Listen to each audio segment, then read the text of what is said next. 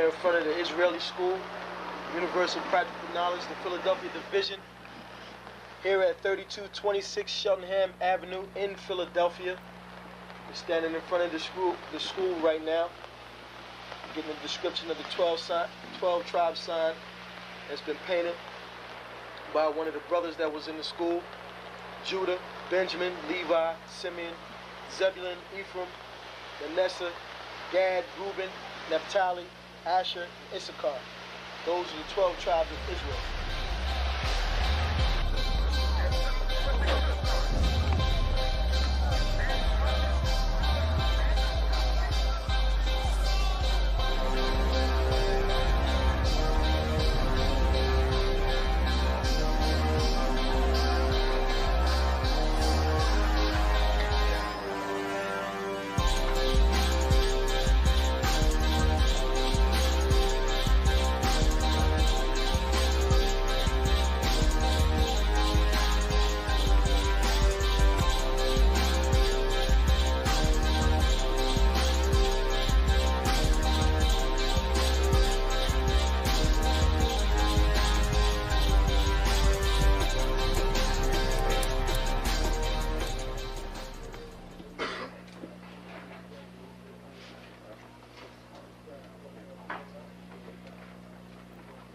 Shalom.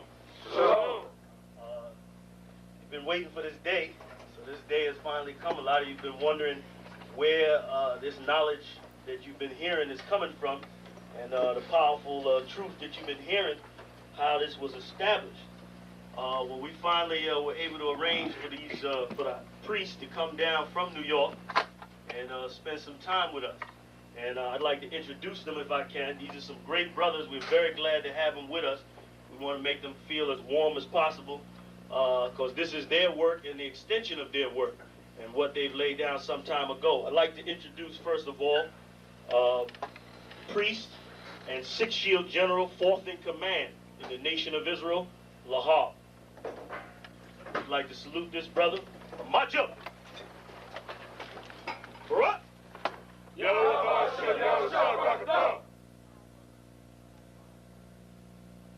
Yeshabim, which means sit.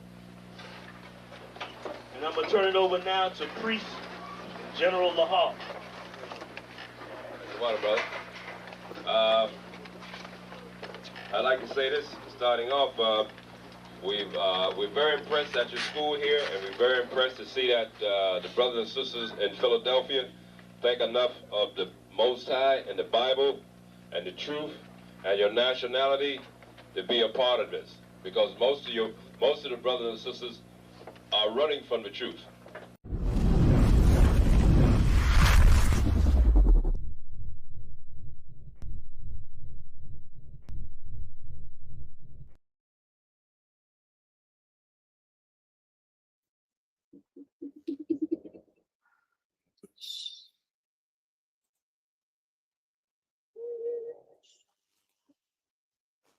All right, Shalom Israel. Salaki, just checking my sound. Test. All right, sound it looks like the sound's Tawab. All right. If anybody sees that my sound is messed up, just put a 1 in the chat. All right, but Shalom, Yahba Shimei Shabbat to the brothers. Yahweh Shamar Alathah Bashim Shad to all the sisters. All right, shout out to everybody in the chat, Carolyn Radsville, Nashad Gabar. All right, what's going on, brother? All right, good to see you always in class. Carolyn Radsville, always good to see you in class.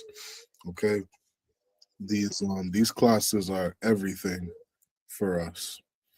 All right, we got the Lord's Passover coming up. Okay, the Lord's Passover coming up. And again, it's very important that we're all down there. I'm going to start off this class just going over a couple scriptures. Okay. All right, we can let's jump right into it just on this topic, because okay, for everybody that doesn't know, All right, we got the Lord's Passover coming up on April 4th. Okay, April 4th is the Lord's Passover. All right, and it's very important that all of us get down there. Let me start off in the book of Proverbs.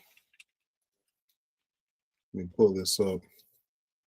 We're going to look up what the beginning of wisdom is. Okay. Wisdom is very important for Blacks, Hispanics, and Indigenous. Okay. Matter of fact, let me start off in this scripture: stability of the times. Okay, we're gonna go over a couple scriptures, and then we'll get into the class topic. All right. So if we jump to the book of Isaiah, chapter 33 and verse 6. Okay. I'm gonna share my screen. Share my screen so everybody can follow along with me. All right. This is the book of Isaiah, chapter 33 and verse 6. Okay. Isaiah 33 and verse 6 says, "And wisdom and knowledge shall be the stability of thy times."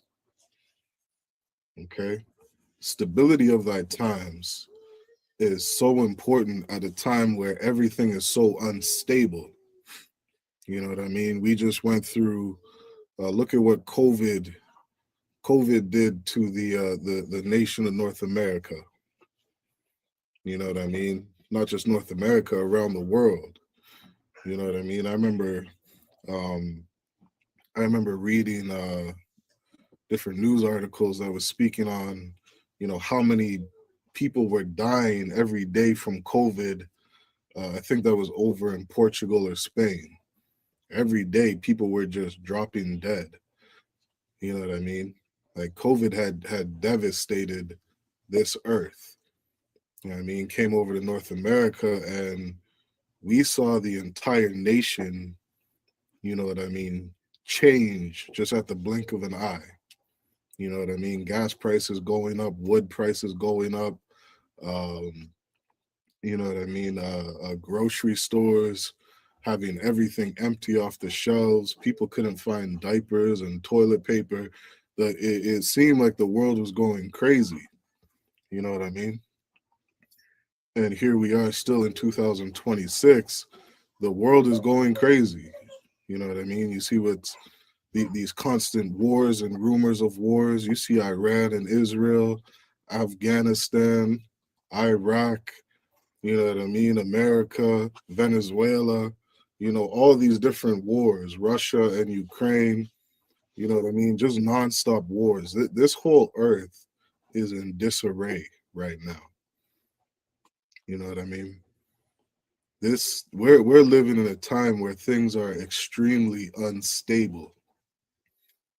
You know what I mean? You don't know if you're gonna wake up tomorrow and have the ability to go to a gas station.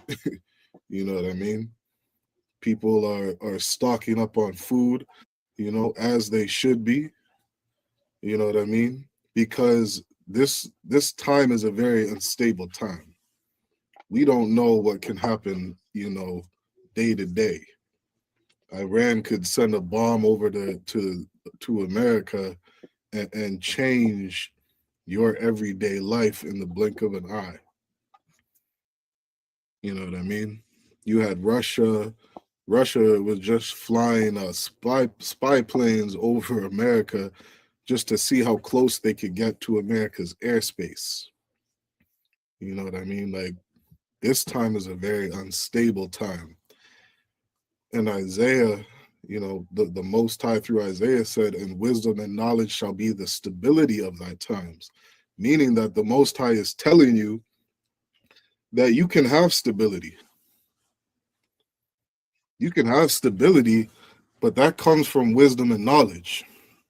Okay? Thawada Carolyn, you know what I mean, letting me know the sounds Tawab. So, like, the Most High is telling us that during this time we can have stability. You look at brothers and sisters in the ISUPK, we're not worried about a damn thing. You know what I mean? I had family members moving back to Jamaica because they didn't know, they were scared of the war between Ukraine and Russia. They thought that they were going to get bombed over here in North America. So they ran to Jamaica thinking that they would find safety. I'm not making this up. So scared of what's going on with COVID and these plagues around the world, they moved to Jamaica, picked up and left their everyday life to go back home to Jamaica, where they thought that they would have stability. And then what happened a couple months ago? Jamaica got hit by one of the worst hurricanes, you know what I mean, since the late 1800s. Devastated Jamaica, getting hit by earthquake after earthquake. You know what I mean? Right after the hurricanes, Jamaica was not your stability. The Most High told us wisdom and knowledge shall be the stability of thy times. You know what I mean? And in the ISUPK, we have nothing but stability. We read this Bible, we learn the wisdom and knowledge that the Most High wanted us to learn, and we have nothing but stability. I remember watching all the Christian churches that closed their doors during COVID, shut down their services because they didn't want to be infected by COVID. What did you see the ISUPK do? We held classes like regular schedule. Nothing changed, literally. Classes from Sunday to Saturday. Every day, classes going up. Hundreds of classes all over North America going up, all over the UK, all over the Caribbean islands. We didn't shut down. We had stability. We were not worried. We had our Passover down in Houston. Everybody gathered together. We didn't stop doing what the Lord required us to do. We have stability in the ISUPK. And the Most High told us how to get it. It says, and strength of salvation, the fear of the Lord is his treasure. You understand? You gain this treasure, this wisdom, this knowledge when you obey the Most High. Which is the next verse I wanted to jump into in the book of Proverbs. Proverbs chapter 9 and verse 10. All right, let me go there. Proverbs chapter 9 and verse 10. I'll make that bigger. Proverbs 9 and verse 10 says, the fear of the Lord is the beginning of wisdom. This is the beginning of wisdom. This is how you begin to have wisdom, to have knowledge, is when you fear the Most High. When you start to obey him, when you start to, fear what it is he's going to do if you disobey him, that's the beginning of wisdom. So many times people want to ask, why should I keep the Passover? Why should I stop eating pork? Why should I obey my husband? And they want the understanding before they obey him, before fearing what the Lord is going to do to you. The scriptures say, even though, I'm paraphrasing, in Ecclesiastes, it speaks on the sinner who is quick to do evil because punishment doesn't come swiftly, because punishment isn't executed speedily by the Most High. People think they can get away with sinning. That's what they believe. It says the fear of the Lord is the beginning of wisdom. I never asked why I shouldn't eat pork. I just knew the Most High told me to do it. 5 years later, I found out that all this time eating pork bacon is the reason that people have cancer.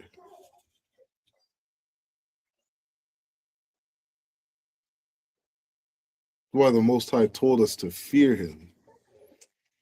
Because when you obey what it is he says, you will be smart. You won't unalive your baby in an abortion clinic. You won't tell lies to your children about Easter's bunnies laying eggs. You know what I mean? All the nonsense that we teach our children in the world over Christmas, Valentine's Day, Thanksgiving, birthdays. All the nonsense and the lies that we've always taught, we would not do that if we feared the Most High. It's such an important thing. Now, one of the reasons I'm bringing this up is because, let me jump to one more verse where it says, I think that's in the book of Colossians. See where I'm going.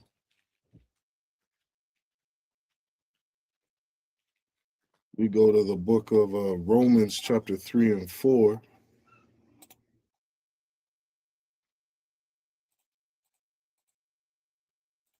We have to understand that the Lord's wisdom and the Lord's knowledge is so much better than us.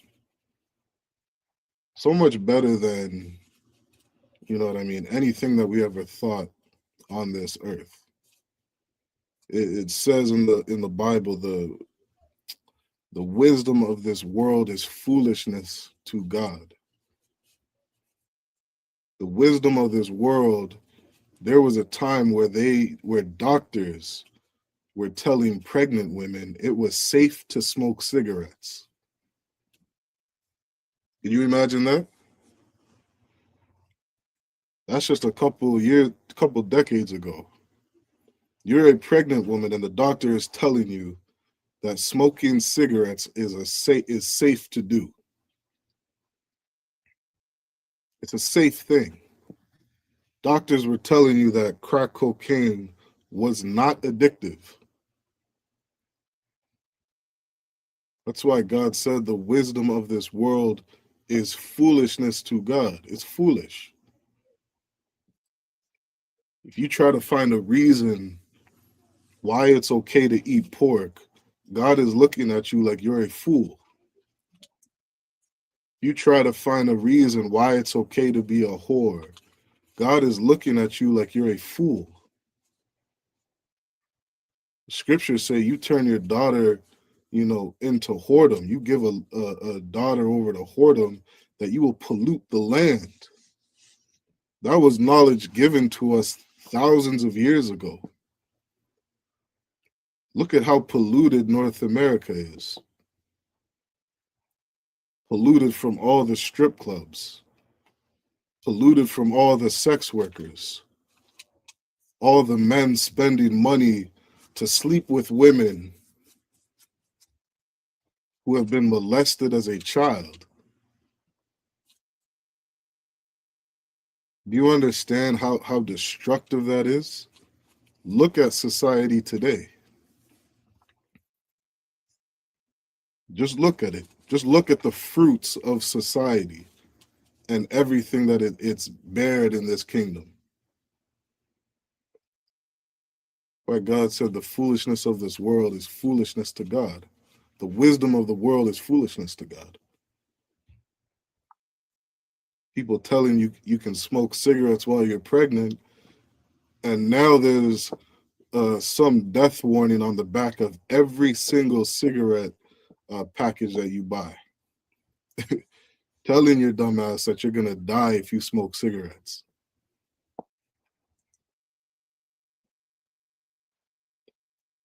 Wisdom of this world is foolish. That's why Paul said, God forbid, yea, let God be true, but every man a liar. Let God be true, but every man a liar. And why I wanted to kind of preface these scriptures for this topic is because one of the things that when you're out in the world, you might hear people say is that the Israelites did not exist, that the nation of Israel was not real, that a mass exodus out of Egypt was not real. It never happened. Shout out Sister Kwamada, Yahweh Shamar, Alatha by Shemel Shah, the water for tuning in, sis. Everybody make sure you get those likes up. Share the class, Baba Kashah. Share the class, get it to our brothers and sisters. You know what I mean? So that they can get this knowledge.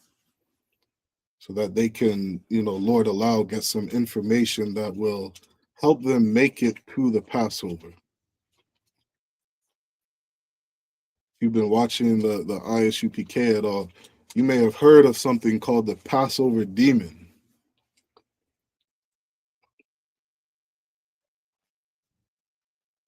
The Passover demon, where you think in your mind that there is some reason or some excuse that is big enough to say why you should not be at the Lord's Passover this year.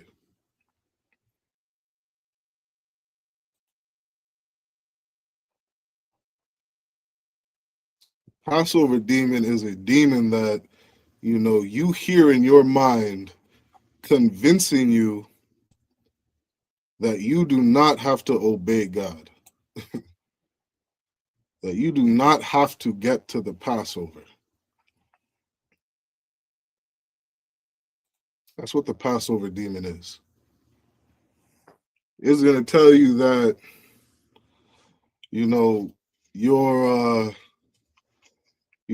father is in the hospital right now, and he's battling cancer because he's been eating pork his entire life, and you have to go see your dad instead of making it to the Passover.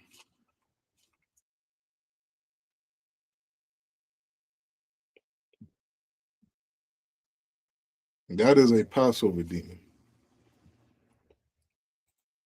Sister in the chat said, my mom said back in the day, doctors didn't tell women about drinking alcohol or cigarettes, and there were no labels on those things.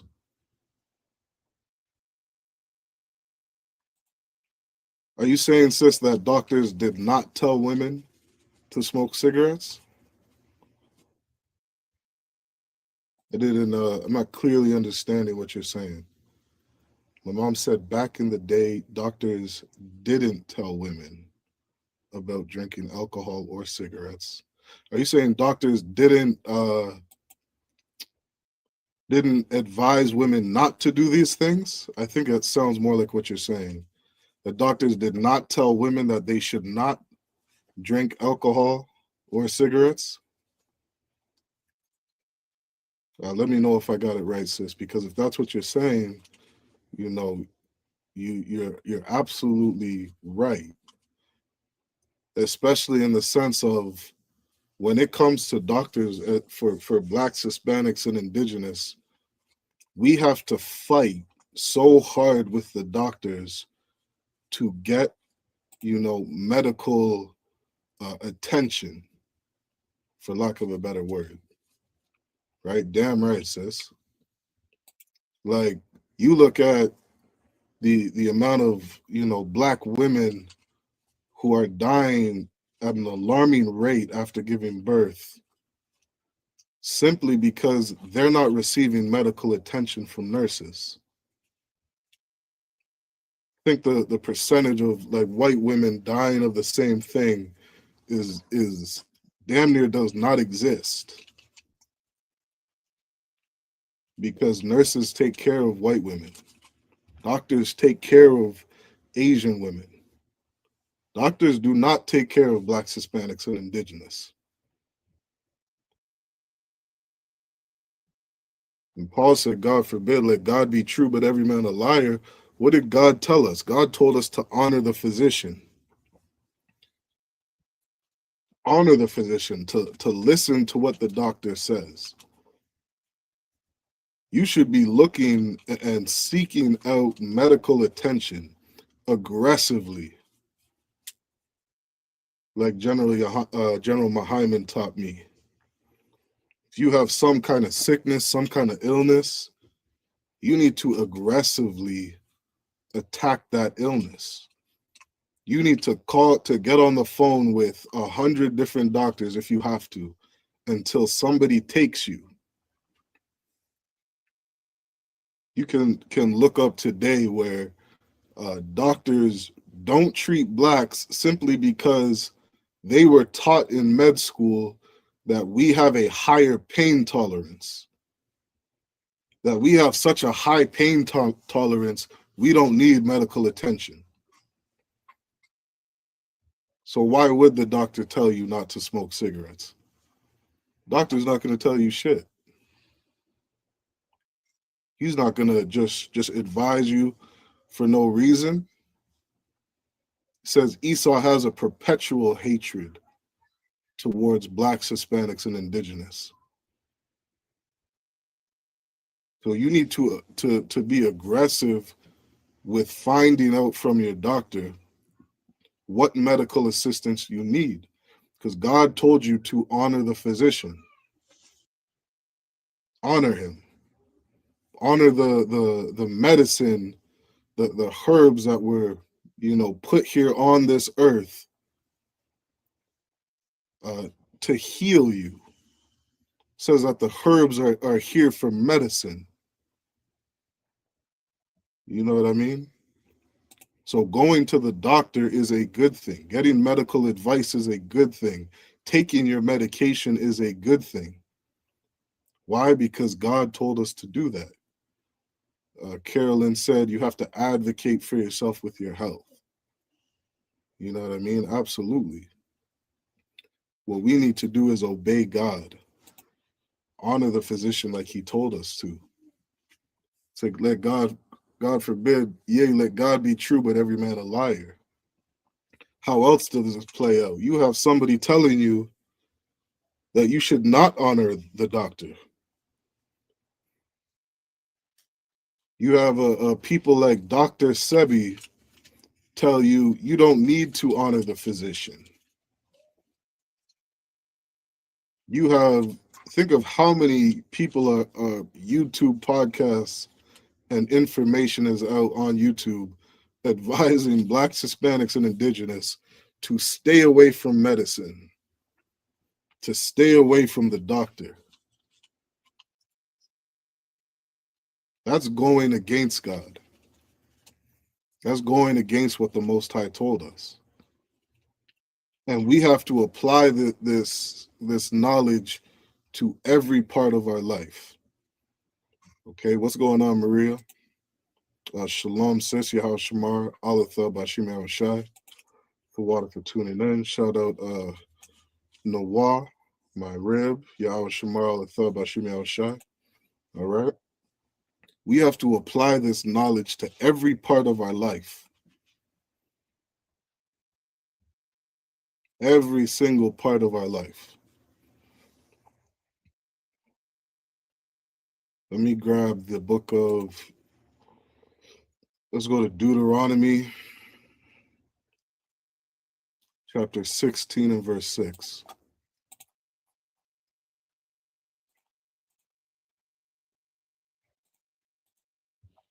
Okay, Deuteronomy chapter 16 and verse 6 says,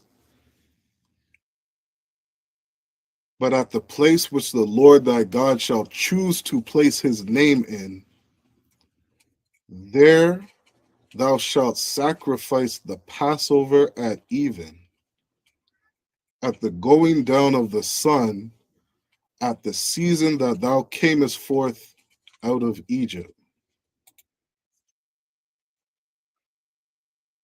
This is knowledge from the Lord. This is wisdom of the Most High. If somebody is telling you to keep the Passover at home, they are going against what the Most High said.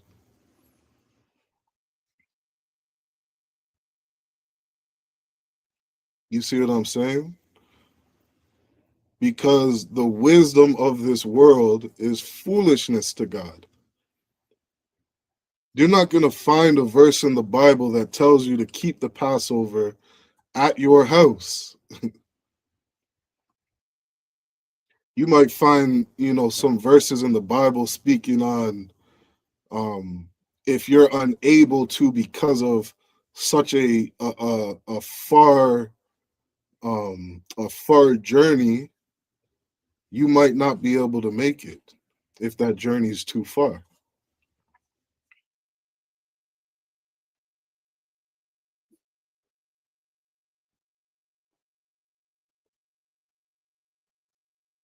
Now, I didn't know that they had airplanes 3,000 years ago where you could get, I'm in Canada right now.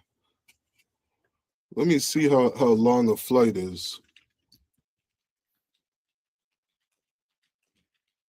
Toronto to Houston. According to Google, it says to get on a flight from Toronto to Houston is 3 hours and 45 minutes.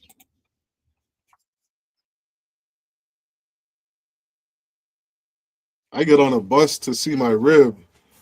That bus ride is 7-8 hours. Take 7-8 hours sometime on a bus to go see my rib. That is, maybe a 2-hour drive by car.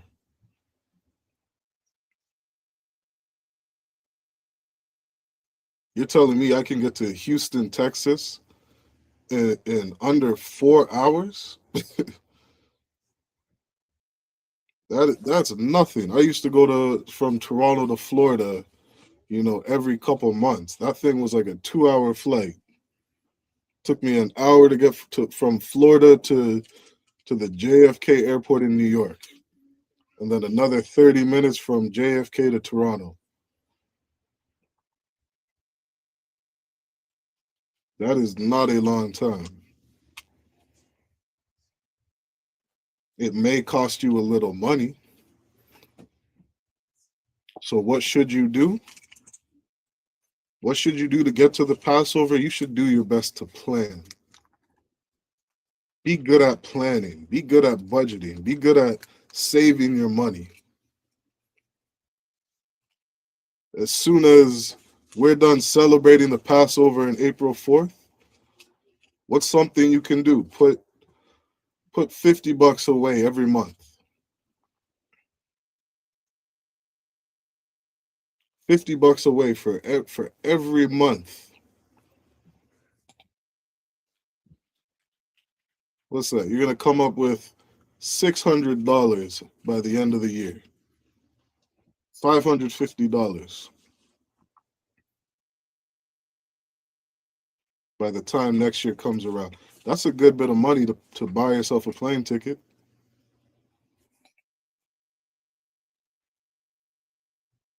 $50 a month might mean, maybe you shouldn't spend that money on skip the dishes or your Uber Eats. Maybe you should take a walk one day to a store you're trying to get to. Maybe you shouldn't buy that coffee in the morning. Do some little things. That bottle of alcohol that costs you, $30. You're probably buying 2-3 of those bottles every week. Maybe buy one bottle for the week.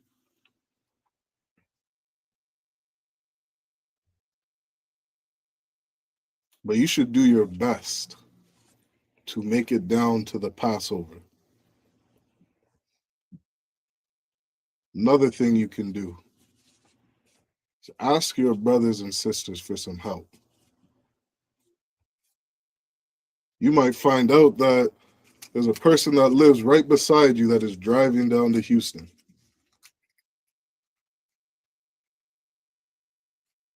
You should focus on doing everything you can to make it down there.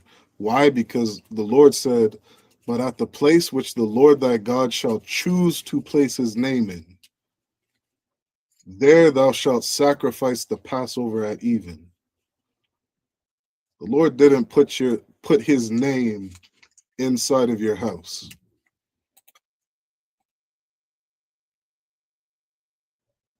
Shalom, shalom, kwayam. Yahbashim Shabrakatha. What's going on, priest? All right, mighty man, new trooper. Kwayam just got his Hebrew name. Shout out to that brother.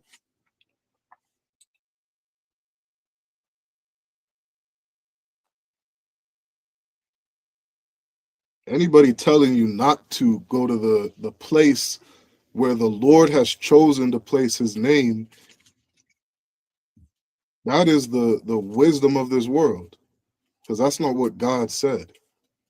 It's not what the Most High said. That's not what Moses told us to do. It's not what Christ told us to do. You need to go to the place where the Lord chose his name. And if you don't know where the Most High chose to place his name, that means you should find out. Because he said, there thou shalt sacrifice the Passover at even. At the going down of the sun, at the season that thou camest forth out of Egypt. And there's people out there in the world that are going to tell you that the nation of Israel was never in Egypt.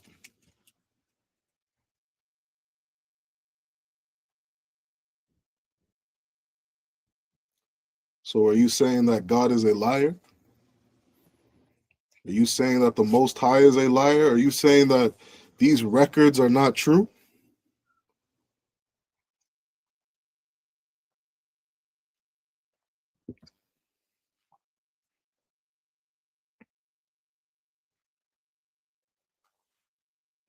Black Hispanics and indigenous, we need knowledge to be stable in this time. That's the stability of these times, knowledge.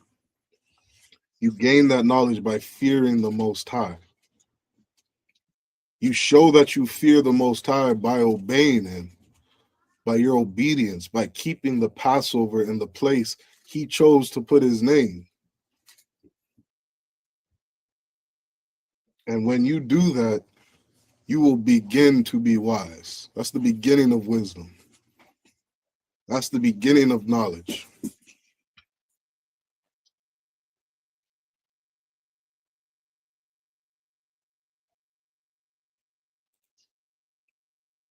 Let me drop that.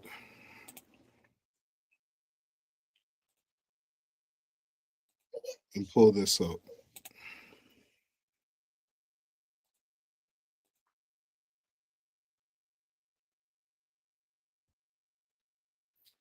See if I can zoom in a little bit.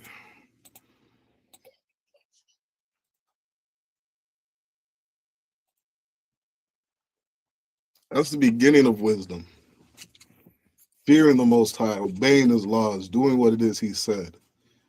Making it to the Passover at all costs. That's the beginning of your wisdom. That's the beginning of stability.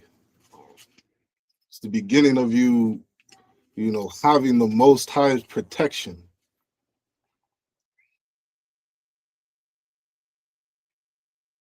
When you said, let God be true and every man a liar, here's one of the examples of some proof.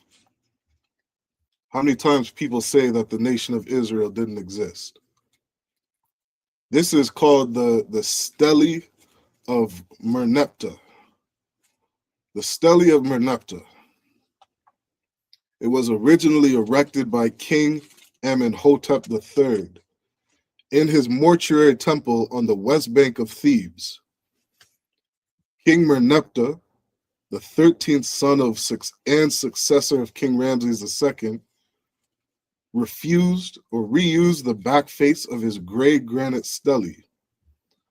The round top of his face, topped by the winged sun disk and flanked by the cartouches of Merneptah, is divided into two parts. Each part shows King Merneptah before the god Amun-Re and followed by the other members of the Theban triad, the god Khonsu on the right and goddess Mut on the left. Under this scene, a hymn consists of 28 lines, commemorates Merneptah's victory over the Libyans in the 5th regional year. This is a picture of the stele right here. This is archaeology that people love to say we have to rely on over the Bible. They say that the Bible isn't real. The Bible isn't a historical record, of events that happened on this earth. Well, here's the archaeology that everybody loves to claim is what we need to rely on over the Bible. In the final strophe of the hymn, Merneptah mentions various entities that he had subdued. In the middle of line 27 of this text appears the name Israel inscribed in hieroglyphs.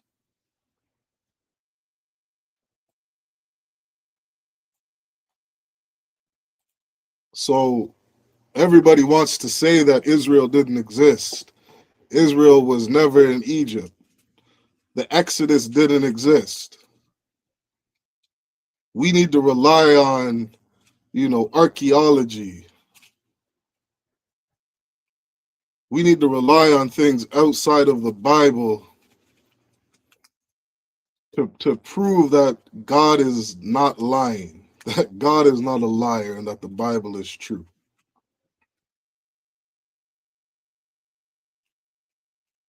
Now, if the nation of Israel didn't exist, which a lot of these Kemetic people, the people who believe in Egypt so damn much, on their own stele, in the middle of line 27, the text appears the name Israel inscribed in hieroglyphs.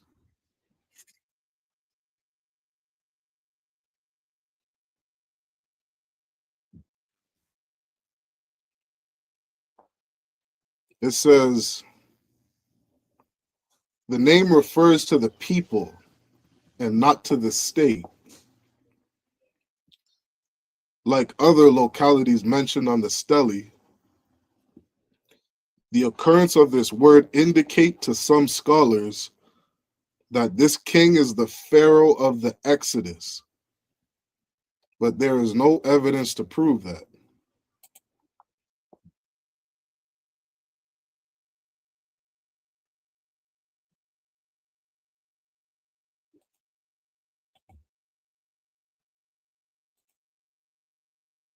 They say there's no evidence to prove that.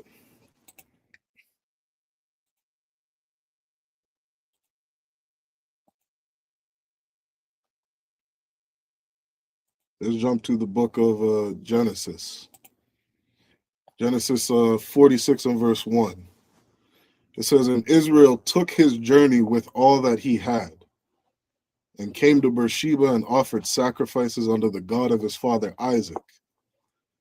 And God spake unto Israel in the vision of the night and said, Jacob, Jacob.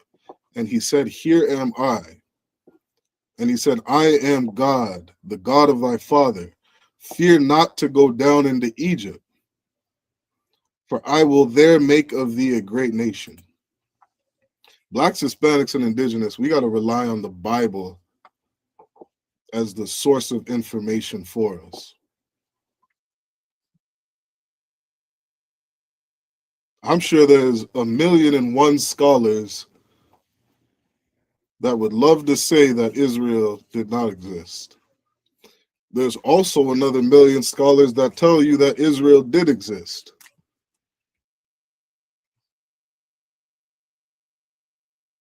We need to believe in God. Let God be true and every man a liar. Who cares what the world says? You know how old this book is, this Bible, these records? And these are the records of blacks, Hispanics, and indigenous. This is, what do they call it? Our story, our history. Who gives a damn what the Egyptians have to say about us? Who gives a damn what Romans say about us? Europeans, the people that enslaved us, the people that abused us, beat our backs, raped our women, put us in chains, and had us picking cotton for hundreds of years. Who gives a damn what they have to say about history?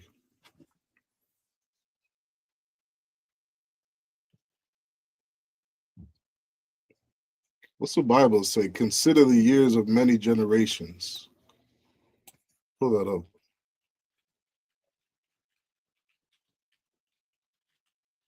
We go to the book of Deuteronomy 32 and 7.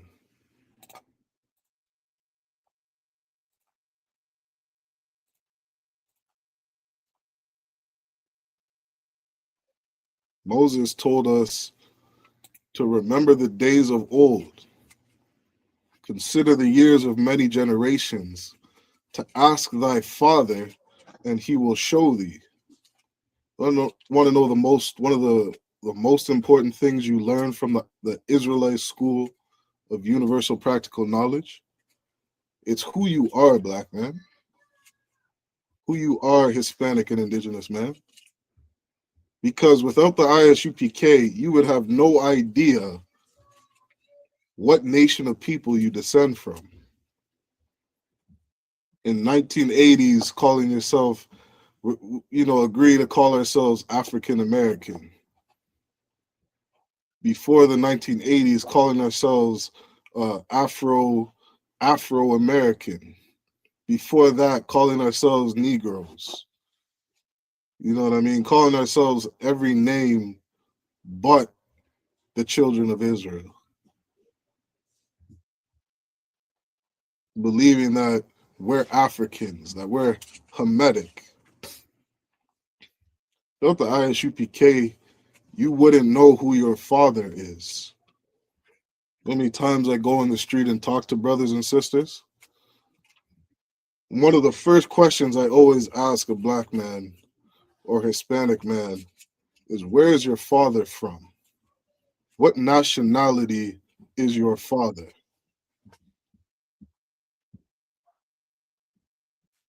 And you wouldn't believe it's damn near, I almost want to say 40%. If I ask 10 black men what nationality is their father, 4 out of 10 of those brothers are going to say, I don't know who my father is.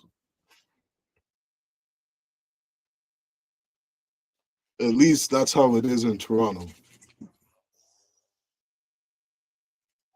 Every time I ask a brother in Toronto, what nationality is your father? He says, I don't know who my father is.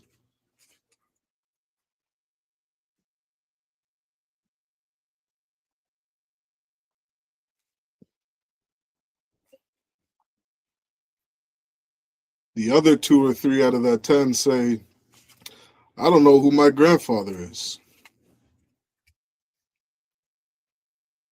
You got 60, 70% of blacks, Hispanics, and indigenous. They don't even know where their grandfather comes from. Or they don't know where their dad comes from. They don't know who their dad is. And then you have some brothers that say he's African American. He's Caribbean. He's Jamaican. He's Trinidadian. He's Mexican. He's Puerto Rican.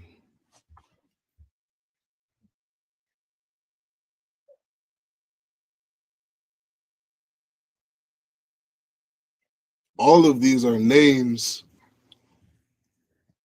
that were given to us by our oppressor.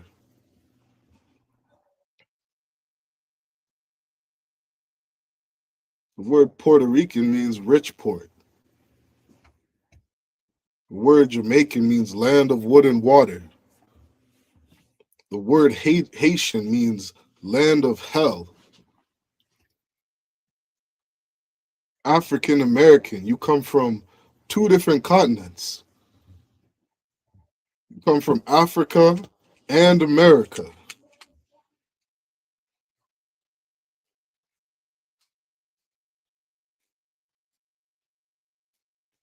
None of these are an identity of your nationality.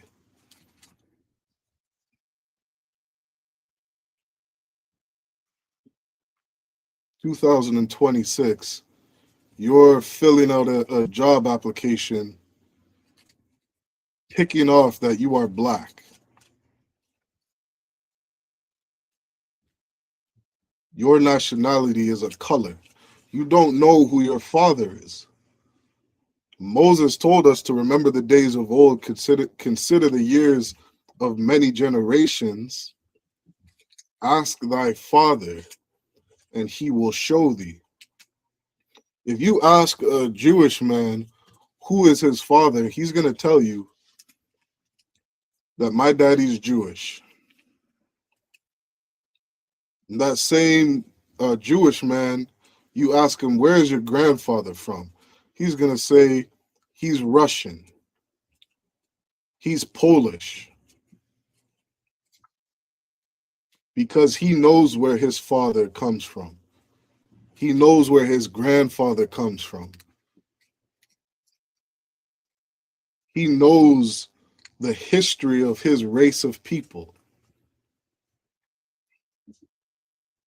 And if he asks his grandfather about his nationality, about his history and his culture, he's going to tell him. What's going on, Radapia? Yabashim and Shabrak Thumb, the water for tuning in, brother. Sister Kalaya Kwar, what's going on, sis? Yahweh Shamar Latha Bashim Shai, the water for tuning in.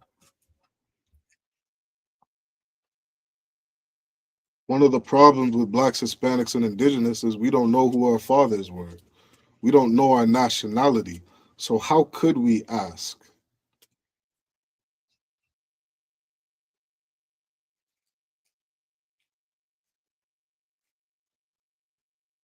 Moses told us, remember the days of old, consider the years of many generations. When you get in the ISUPK, one of the most valuable things that you are going to learn is who you were before slavery, who your ancestors are, where they come from, the language of our people.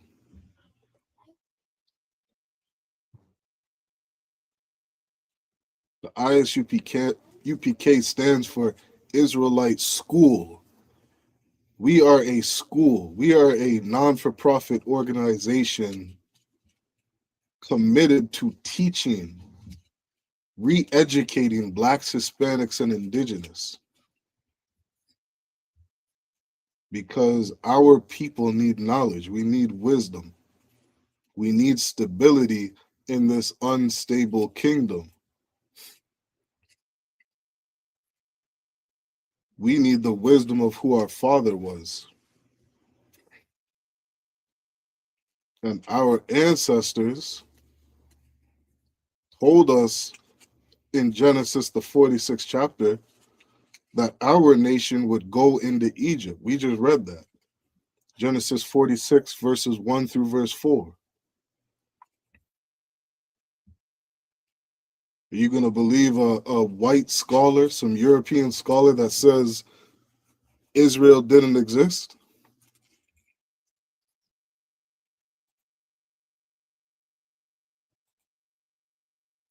We have to be mindful of who we put our trust in. How many blacks, Hispanics, and indigenous grew up Christian? Grew up with a Bible on our shelf?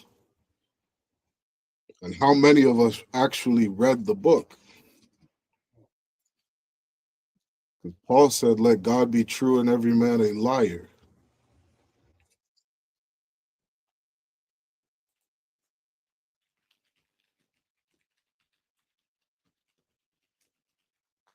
Let's go to Slovakia, close that. Let's go to the book of Acts chapter 5 and verse 29.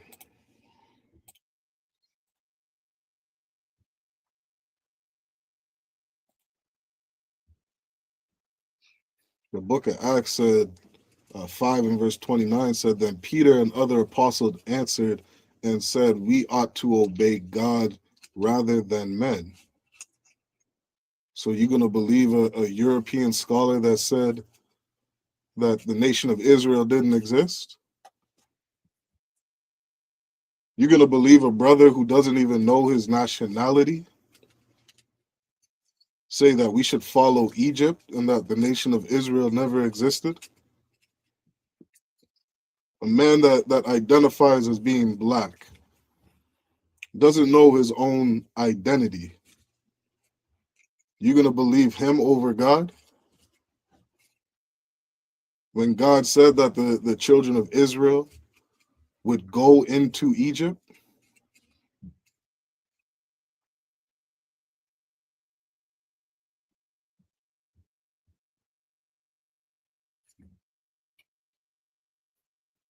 Peter and the other apostles said we ought to obey God rather than men.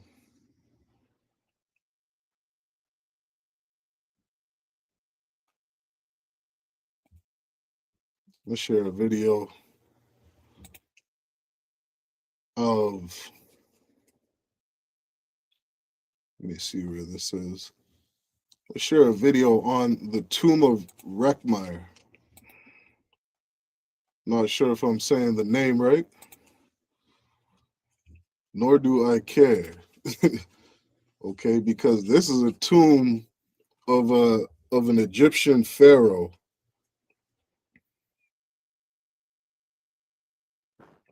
And in this tomb, they got paintings of the slaves all over the walls.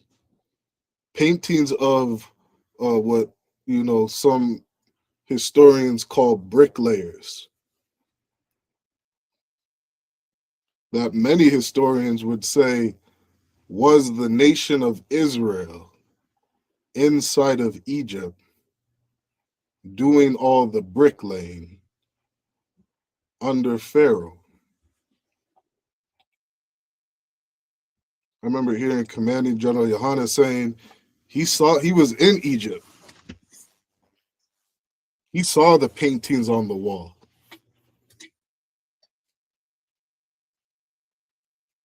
Can't tell me that the slaves in Egypt were Caucasians.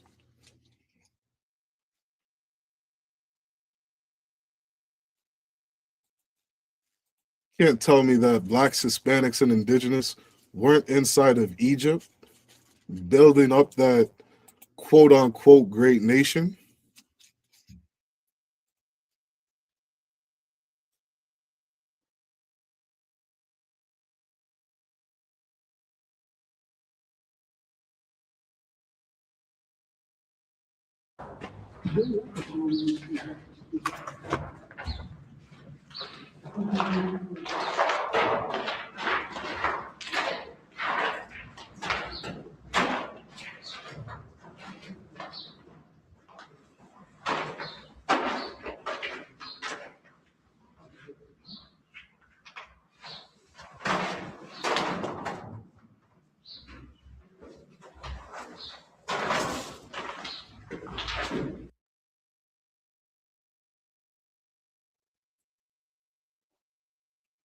These right here.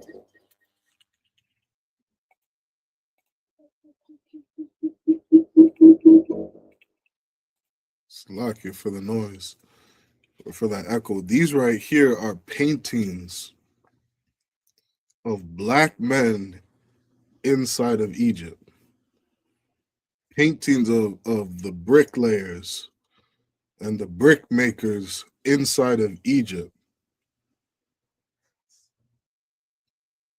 This is found in the tomb of Rekhmire, who so many archaeologists would agree and say that these were the Israelites inside of Egypt.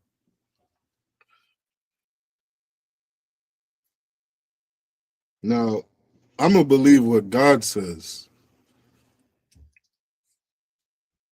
When I read the story of Moses freeing the children of Israel out of Egypt, I'm going to believe the stories that speak on the treasure cities that the Israelites built for the Egyptians. We got pyramids built all over the place down there in Egypt. Is that not archaeological proof of slaves building up a treasure city?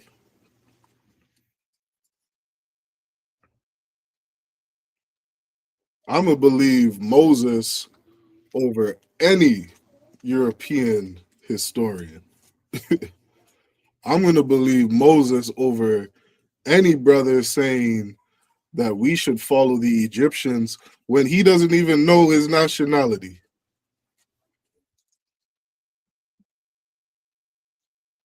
This black man telling me that the Africans are the original man on earth.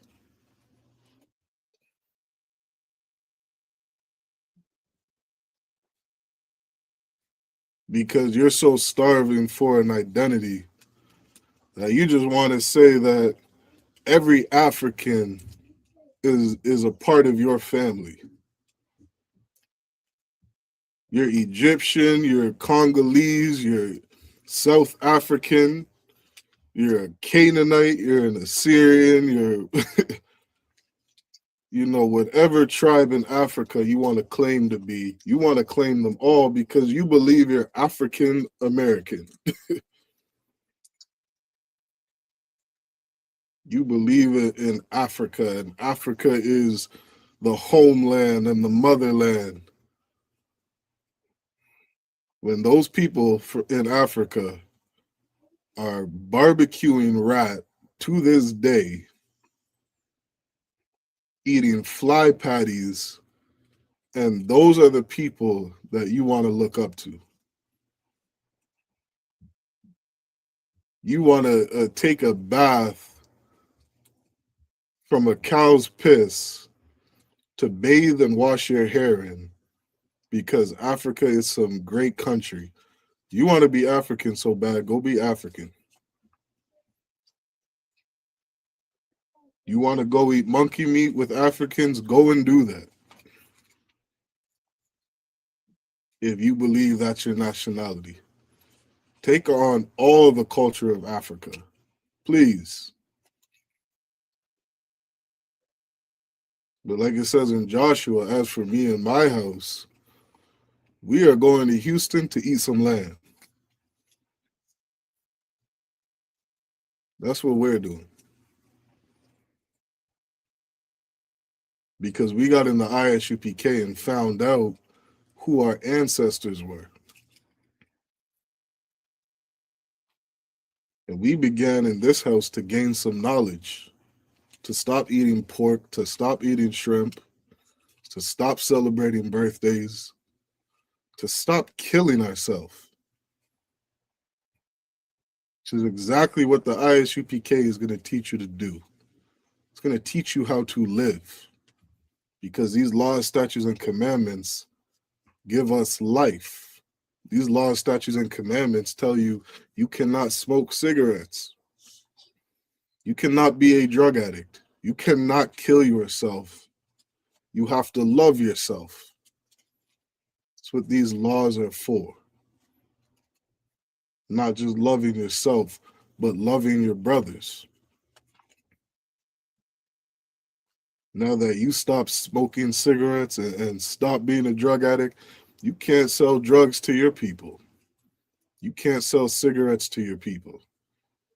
You can't make them a pork sandwich and give it to them to eat, because you would be hurting your brother. These laws give us life. It's important to know who you are and where you come from. Because this nation of people has a covenant with the Most High. This nation of people who chose to disobey the Most High went into slavery.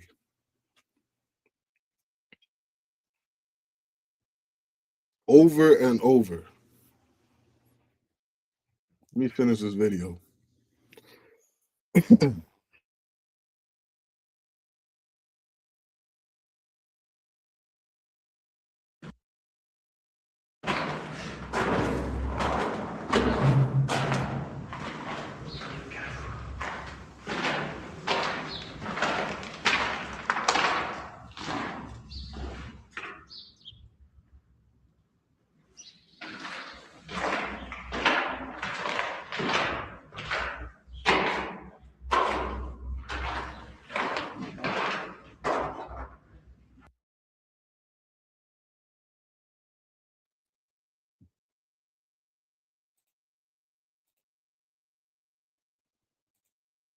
You see this right here?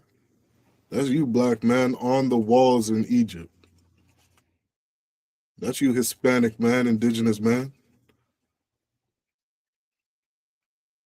Because there was a time when you were a slave to the Egyptians.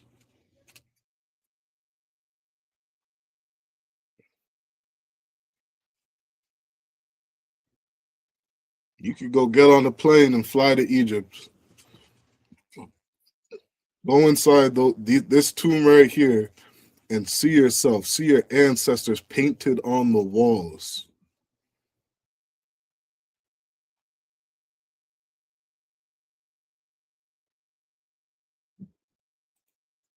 Let me drop this.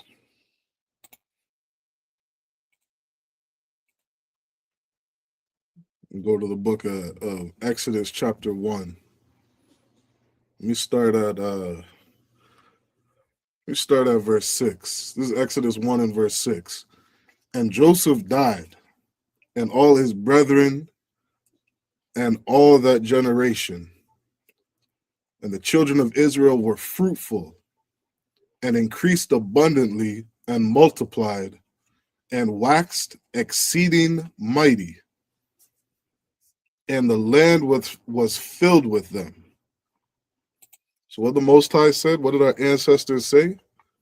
There was a time we were inside of Egypt. There was a time when blacks, Hispanics, and indigenous, we were multiplying exceedingly. I don't know about you, black man, but I see blacks, Hispanics, and indigenous today. Shoot, I got an uncle, he's at like 33 kids. That man has a child by 33 different women. He is out there getting busy. 2026.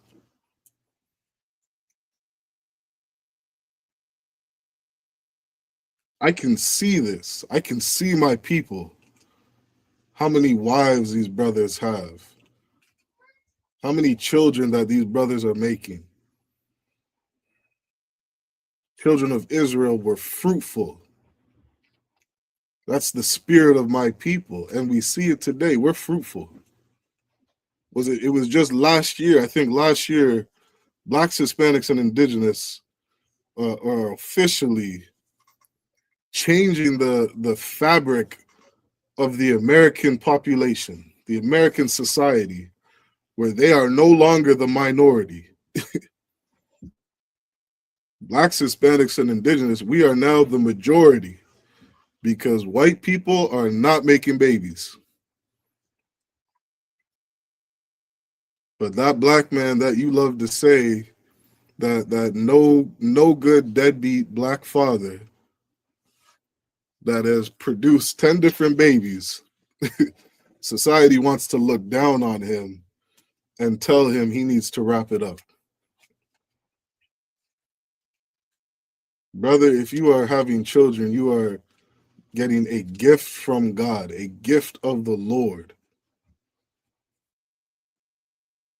Children are a beautiful thing. And Europeans, I think they're having like 0.5 children per household. They are not repopulating this earth. Europeans are too busy with their LGBTQ movement to make any babies, because two men do not create a family. Two women do not make babies. That's Roman culture. Black culture, we make babies. And it's a beautiful thing, and we should continue to do that. We should never abort our babies. Imagine the army that Blacks, Hispanics, and Indigenous would have if we didn't abort our babies. We would outnumber these devils like no tomorrow. There would be no more George Floyds. There would be no more Trayvon Martins. There would be no more Breonna Taylors if we just stopped aborting our babies. If we just listened to the wisdom of the Most High. Because the wisdom of this world would tell you two men can start a family. That a child can have two daddies. That's the wisdom of this world. It is foolish. It is idiotic. And at this time it said, and the children of Israel were fruitful and increased abundantly and multiplied. You think those nasty Egyptians weren't LGBTQ?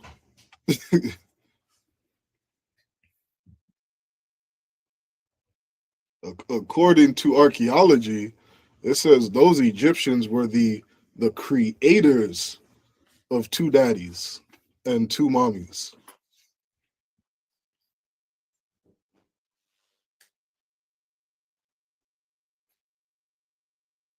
It is in all of Kemetic history and Kemetic archaeology just how sweet, just how LGBTQ they are. And to them, it is not a bad thing. It's not wrong for a man to put his rod in another man's mouth. Go look up the archaeology of Geb.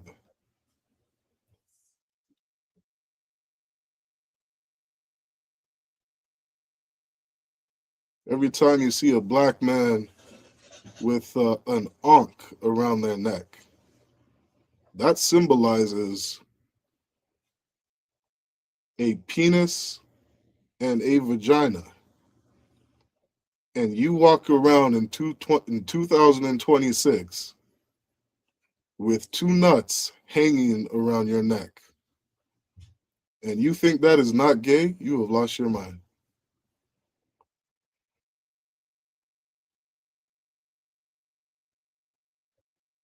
That's what the Egyptians do.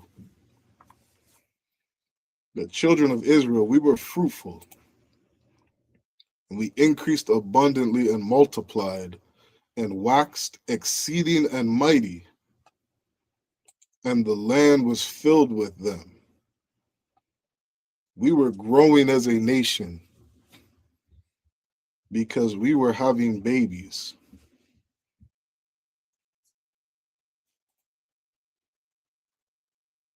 In verse 8, now there arose up a king over Egypt, which knew not Joseph. Joseph became a great man inside of Egypt. Joseph did great things for the nation of Egypt. He advised Pharaoh of so many different things on how to be prosperous. He advised Pharaoh and helped Egypt grow and be a strong nation. And then there was a time where a new Pharaoh, a new king, rose up over Egypt, and he didn't know who Joseph was. And he said unto his people, behold, the people of the children of Israel are more and mightier than we. Because we were getting mighty. So I commanded General Yohana strongly advises no black, Hispanic, indigenous man or woman to ever abort your baby. That is the wisdom of this world. To kill, to unalive your child. It is foolish to be so cold-hearted to end your own child's life. It is so cruel and it is so evil. The ISUPK would advise none of us to follow the ways of our oppressor so that we could grow and be mighty, just like we did at this time. Verse 10 says, come, let us deal wisely with them, lest they multiply. And it come to pass that when there falleth out any war, they join also unto our enemies. You want to know what our oppressor would terrify our oppressor?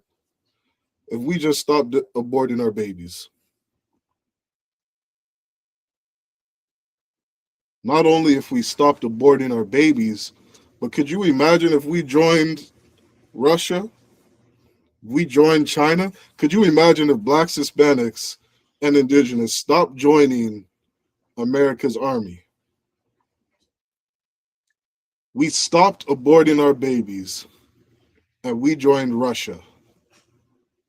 That would terrify America. You see today that whites are becoming the minority. They are not multiplying.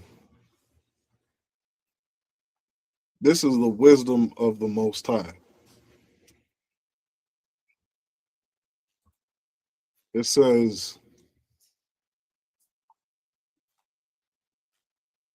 they fight against us and so get them up out of the land. Therefore, they did set over them taskmasters to afflict them with their burdens. And they built for Pharaoh treasure cities, Pithom and Ramses. And what we just saw was a video of blacks, Hispanics, and indigenous being carved in the walls in one of the Pharaoh's tombs of us being slaves in Egypt.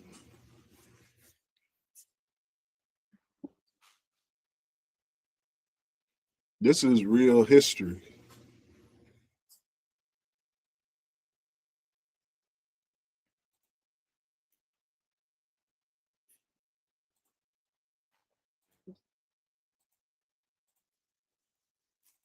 Let me pull this up.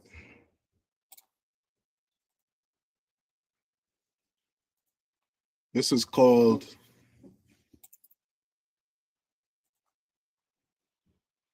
the Berlin Pedestal. Is this the earliest mention of Israel? Question mark.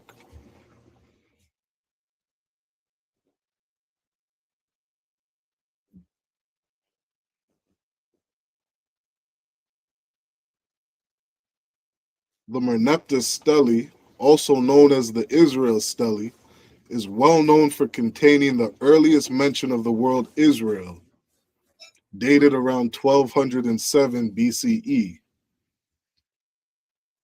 Actually, that's not entirely accurate. So what did we read earlier? We read what the Merneptah Stele was and how it mentioned Israel in the 27th line of its hymn. And there was a time that it was taught that that was the earliest mention of the nation of Israel that these Kemetic people would love to say did not exist. That so many people today that claim to be atheist say that there is no God, say that these records, this Bible is trash, that the Exodus wasn't real, that the nation of Israel didn't exist. Not only did the Merneptah Stele speak about us, we have more archaeological evidence.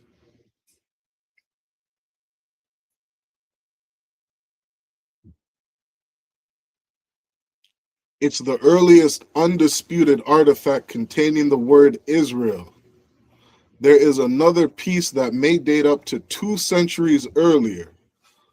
Only this one is fragmentary and is still technically classed as disputed. The Berlin pedestal is a stone inscription acquired by Egyptologist Ludwig Borchardt from an Egyptian merchant in 1913. The piece, roughly 40 by 45 centimeters, was probably part of a pedestal base.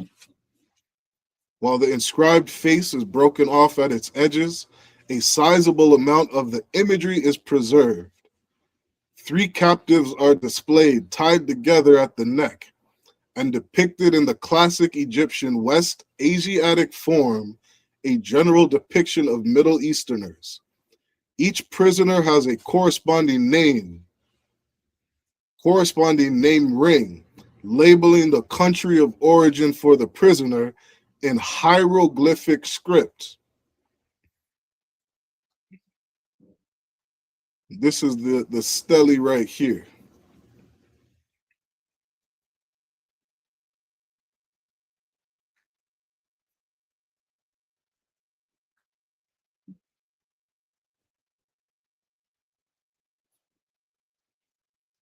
The first ring on the left clearly reads Ashkelon, referring to the coastal city generally occupied by the Philistines as part of their pentapolis.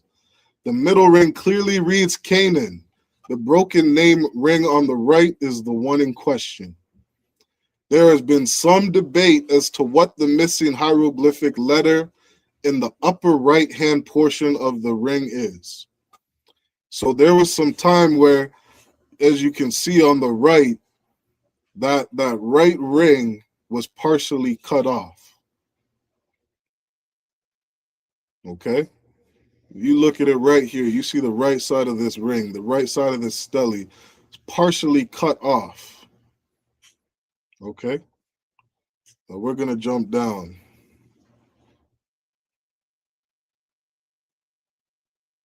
Because what we have now is they use some computer AI to help generate or reconstruct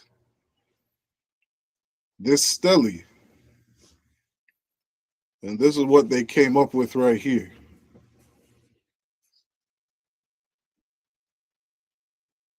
This is the Berlin pedestal showing a reconstruction of the vulture hieroglyph. Note the beak and the claw, as well as the natural breaking around the shape of the vulture's body. Remember that scripture that said the earth shall help the woman? Because the earth shall help the nation of Israel. This is the question. Could it be Israel? With the vulture motif, the pure translation of this name ring is I3S3IR. This name is unique. It is not known in this form on any topographical lists. However, there is a real complexity to Egyptian spelling. The same hieroglyphs can sometimes represent entirely different sounds. R is also used to represent the sound L, As a modern example, many Chinese speakers confuse the sounds R and L. Example, the city Rome/Roma, translated Luoma. Due to their form in the word, the final hieroglyphs are best translated as an L sound. Read that one more time. Due to their form in the word, the final hieroglyphs are best translated as an L sound. In representation of the Hebrew theroporic L, a glottal stop with no English equivalent can also be interchangeably translated as either R or L. Based on this, Gorg, as well as later researchers Dr. Peter van der Veen and Dr. Christopher Theus, concluded that the hieroglyphic name is best translated as Israel. Take a seat. The name then becomes clearly evident as Israel. The name then becomes clearly evident as Israel. This is the Berlin pedestal. One of the strongest proofs that this is the correct and most logical translation is simply the other two names on the pedestal, Ashkelon and Canaan. Shemai. Breathe. One of the strongest proofs that this is the correct and most logical translation is simply the other two names on the pedestal, Ashkelon and Canaan. Both of these territories are in the same general proximity within the promised land.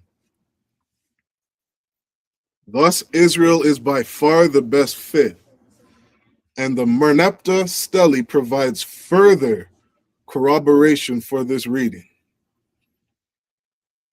What did we read earlier? We read the Merneptah Stele. That's what we looked at earlier.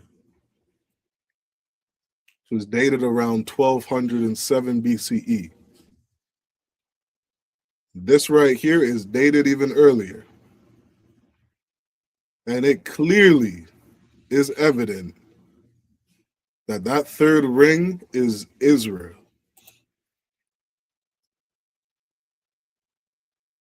Toward the end of this stele, we read the following. This is what this stele reads. Canaan has been plundered into every sort of woe. Ashkelon has been overcome. Gezer has been captured. Yenoam is made non-existent. Israel is laid waste, and his seed is not.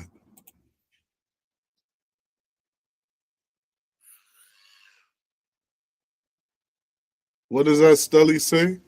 Israel is laid waste, and his seed is not.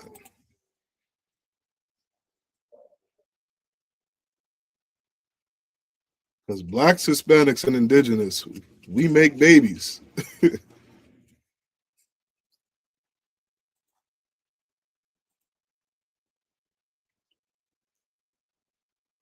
Our seed was not laid waste.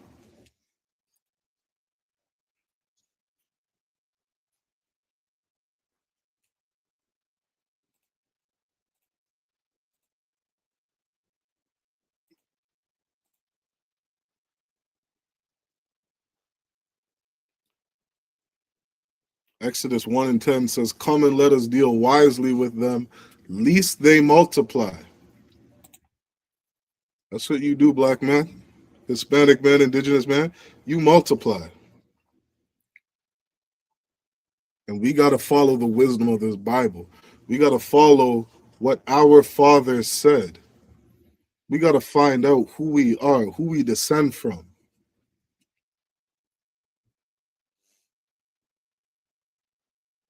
Because when you do that, you're going to learn that your ancestors were Jeremiah. Your forefather was Isaiah, Ezekiel.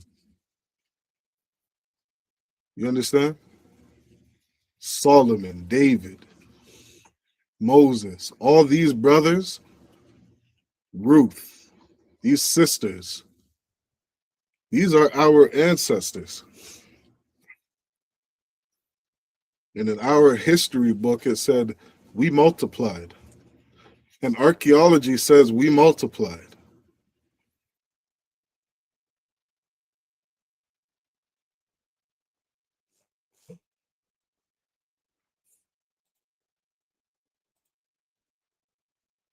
Verse 11, therefore they did set over them taskmasters to afflict them with their burdens. And that's what we saw inside of that tomb. We saw Israelites as the slaves in Egypt, where we had taskmasters afflicting us.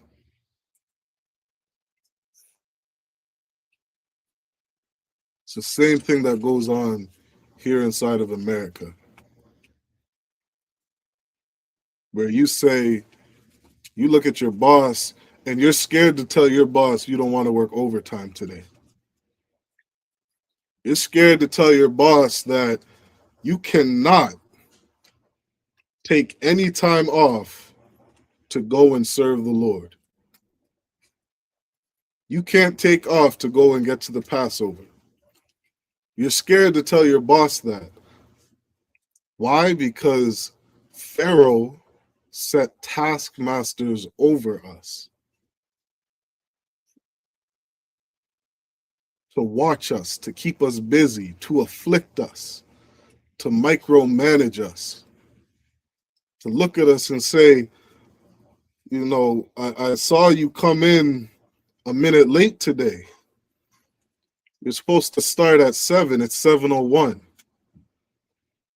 Your lunch break is 10 minutes. I noticed you didn't make it back to your desk at 10:10. You made it back to your desk at 10:11, God forbid. God forbid you had to go pee and go to the bathroom. You should have did that at the start of your break. It's 2:59 and you're supposed to end your shift at 3 o'clock. Oh, guys, today we're going to need some overtime.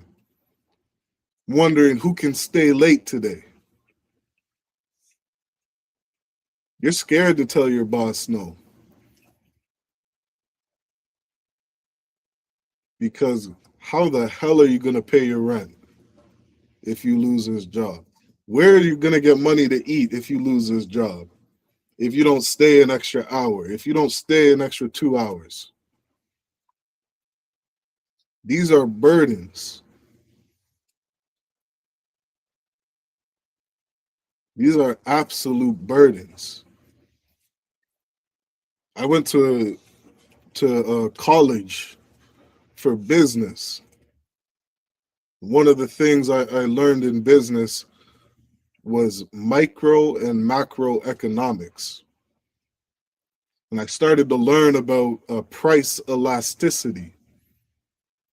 And I started to learn that these devils, these oppressors that are over us, they will change the price of things based off of how much money you have. Because your oppressor knows you have to pay rent. Your oppressor knows you have to buy food. Your oppressor knows that you do not have to buy popcorn at the movie theater. And if the average person is making $30,000 a year, you know what that means? We can put rent prices up. We can change the price of land. We can change the price of rent. We can change the price of food because your dumbass has no choice. You're going to pay rent. You're going to pay for food. Your oppressor knows that you can go without popcorn. And he is going to look at how much you make and say, you know what? I noticed that these people have $100 a month to spend on their cell phone. I'm going to raise the price of a cell phone from $40 to $80 because they can afford that. I noticed that everybody can afford to pay $100 a month for their internet.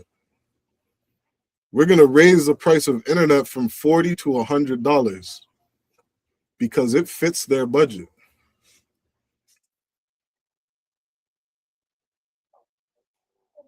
That's called microeconomics. And your oppressor is studying your every movement. He is studying how much money you make, and he is going to afflict you with burdens.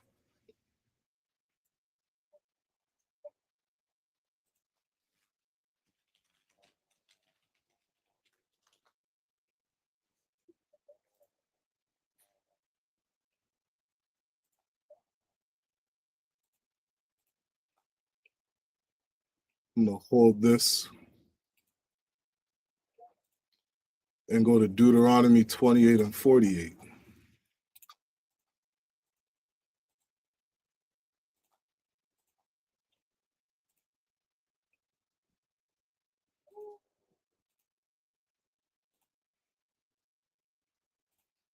This is Deuteronomy chapter 28.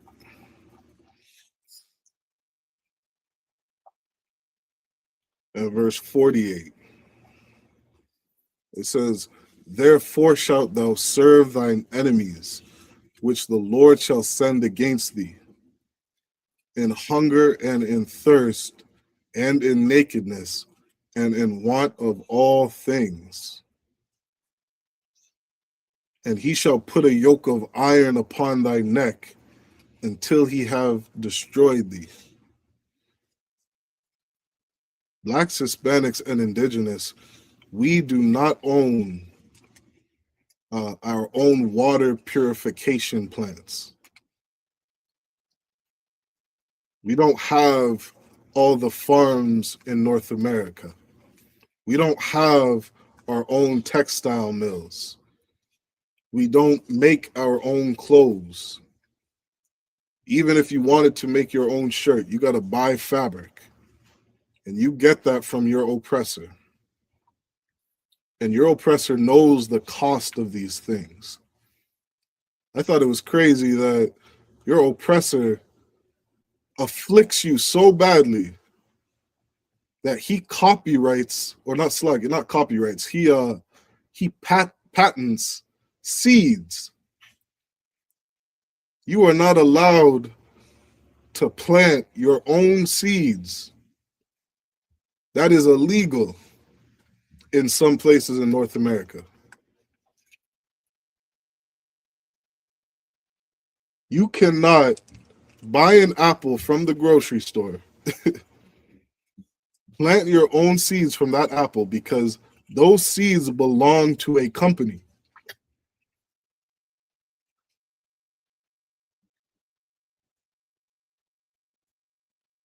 That's affliction. That is a burden.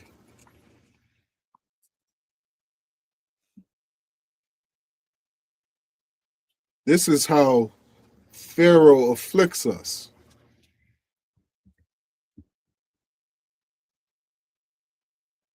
You think I'm lying? Look that up. You can't even plant a damn seed to grow food. Try it. Your oppressor will take you to court and take your house from you, your car from you. He'll take your wife from you. He will take everything that you own and throw you in jail after doing it.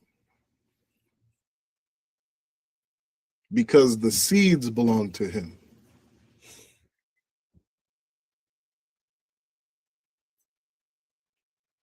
This is why the Passover is so important to make it down to.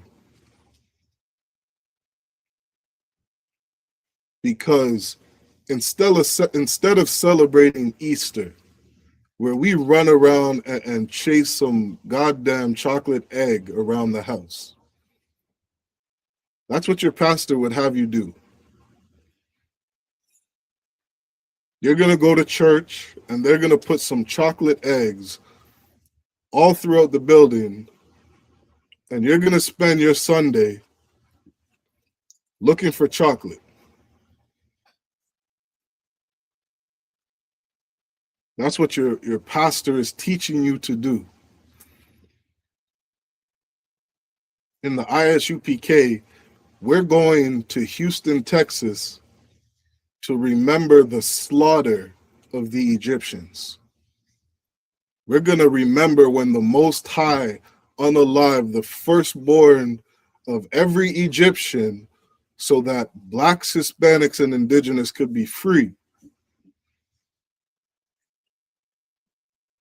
Freedom is not going to your oppressor in want of all things, in hunger, in thirst, and in nakedness, where blacks, Hispanics, and indigenous could have their own farms, could have their own water plants, where we don't have to drink all the water that's filled with chemicals, with chlorine and acid and whatever chemicals they use to clean the drinking water. We'll have our own water plants.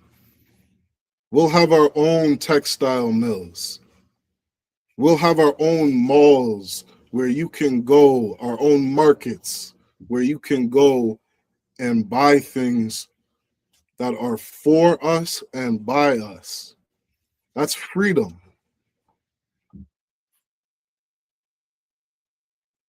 That's what Commanding General Yohana would have blacks, indigenous, and Hispanics celebrate. Not no goddamn Easter egg, but to remember the Most High freeing us from our captivity. The Most High freeing us from our burdens.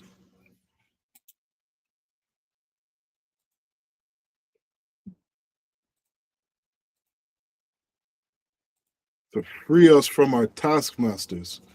Exodus 1:11 says, therefore they did set over them taskmasters to afflict them with burdens. And they built for Pharaoh treasure cities.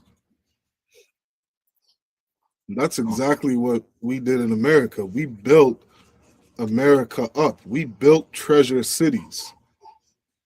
We built Hollywood. We built Miami, South Beach. We built New York City. That's what we did. We built our enemy. We built our oppressors' treasure cities.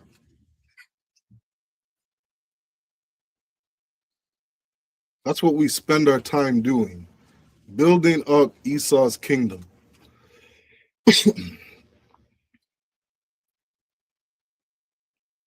Now, when the Most High said, wisdom will be the stability of thy times, imagine if you focused on your freedom from America, your freedom from these taskmasters. Do you know how much stability that gives a black, Hispanic, and indigenous man? Do you know how defeated the North American Indians feel today on those reservations? Having to watch indigenous or First Nations people damn near go extinct from Europeans.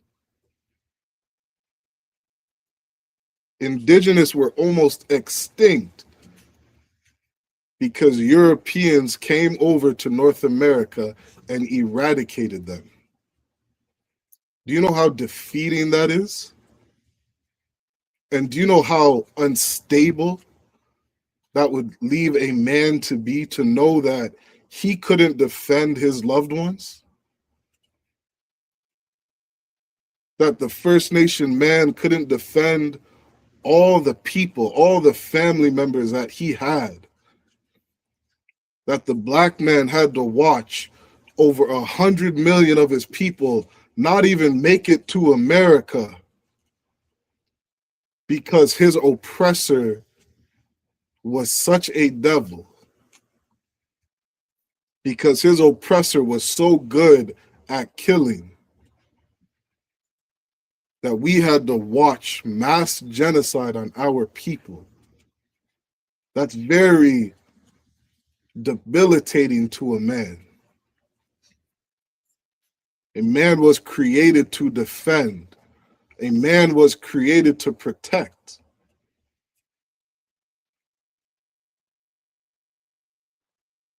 And our oppressor would buck break us in front of our loved ones to continually mock us, to continually show that we have no power, to continually effeminate us, demoralize us, emasculate us, and show us that we have no power against him.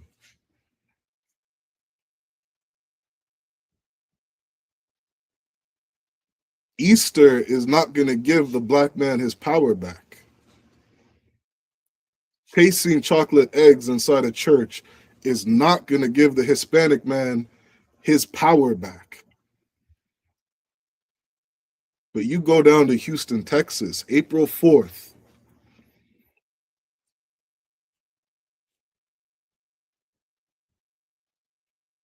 You're going to look at the Lord's army. You're going to see brothers who are not unstable. You're going to see brothers praying for the destruction of his enemies, praying for the Most High to save us from this captivity.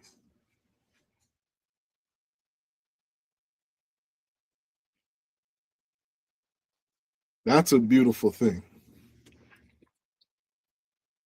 where we would no longer have to be burdened by these taskmasters, where we would no longer have to focus on building Pharaoh his treasure cities.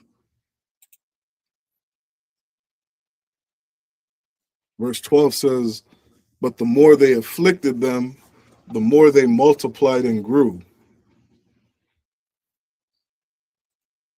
And it's crazy watching blacks, Hispanics, and indigenous be brought to a point of extinction to still multiply and grow inside of America.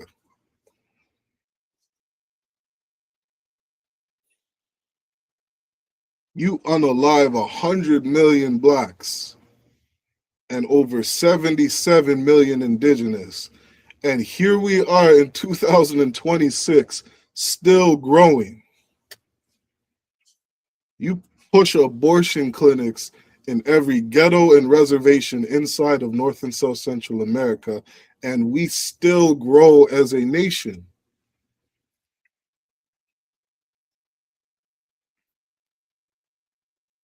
That is an absolute miracle.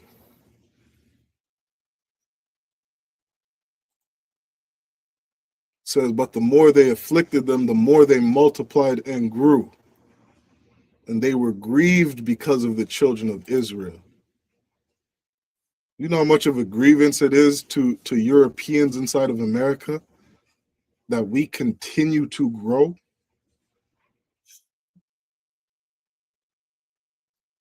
It grieves them. I remember interviewing a European, and I was asking him about what they thought of what Canada, the Canadian government, did to the First Nations people. And he looked at me in the eyes and said, "We were really good at killing. That we did an amazing job eradicating the First Nations people." And he was so proud when he said it. Like, this is my history. This is what my forefathers did. You know how proud a white boy is to say that we committed mass genocide on the First Nations people. He's so proud of what his ancestors did.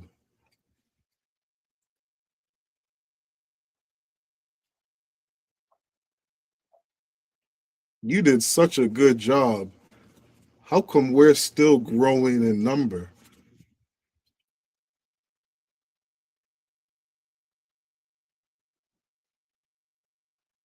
You obviously didn't do a good enough job. Because one brother and a couple women, one Hispanic man and a couple women, they are going to make babies.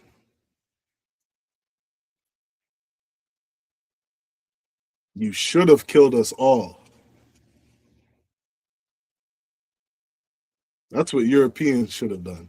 You should have made the children of Israel extinct. You see what Noah did?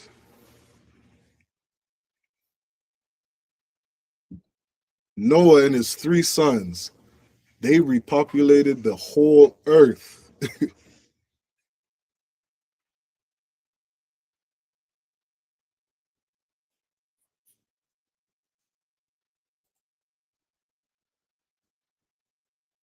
Verse 13 says, and the Egyptians made the children of Israel to serve with rigor.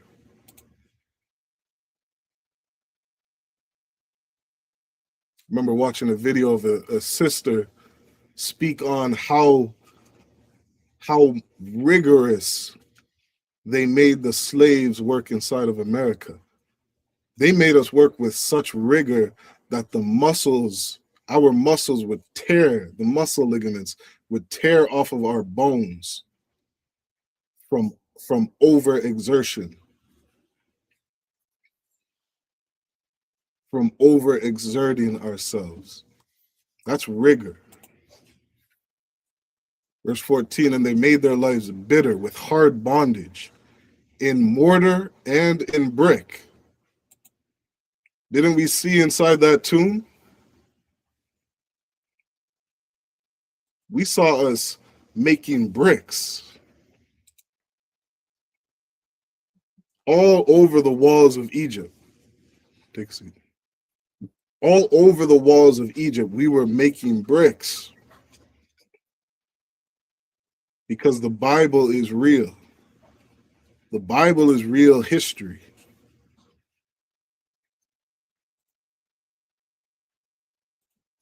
Archaeology proves it. Archaeology has consistently, again and again, proven the Bible to be real.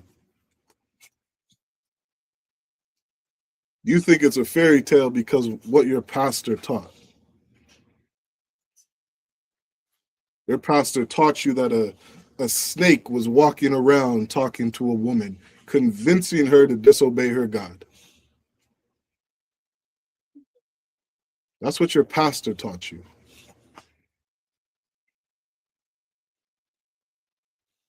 Commanding General Yohana, a real prophet of God, he simply told you that was a metaphor, young man. You haven't heard of a metaphor before? You haven't heard of an analogy, a simile? You haven't seen how blacks, Hispanics, and indigenous men speak? How Christ spoke in parables? That everything isn't literal? Your pastor thinks that snakes talk. Have full-out conversations with people. And he's trying to explain that to a 13-year-old child, how this is real.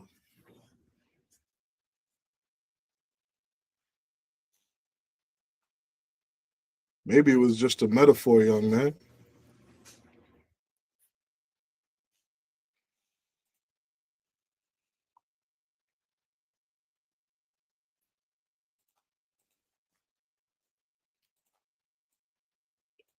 Let me go to the book of Revelations.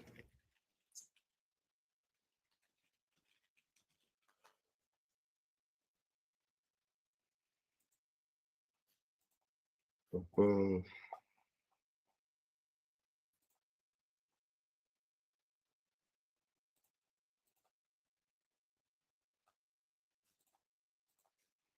go to the book of Revelations.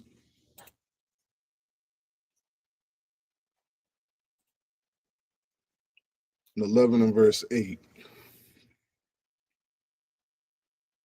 This is something that our pastors didn't teach us. Let me start at Revelations chapter 1 and verse 1. The book of Revelations, revelation means to reveal.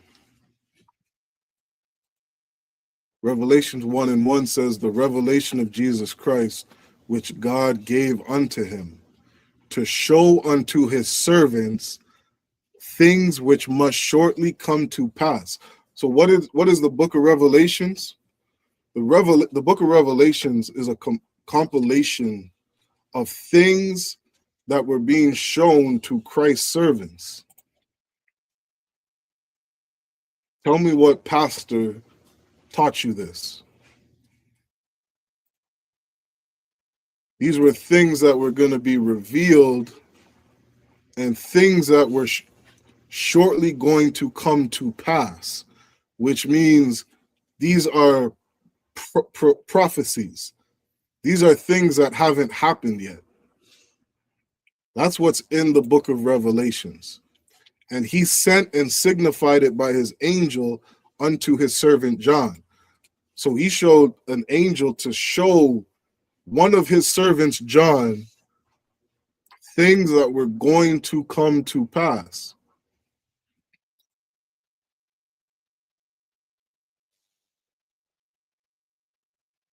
Verse 2, who bear record of the word of God and of the testimony of Yahushua and of all things that he saw. Blessed is he that readeth, and they that hear the words of this prophecy, and keep those things which are written therein, for the time is at hand. So the book of Revelations is a book of prophecy. It's a prophetic book. Things that were shown to Yahweh's servants.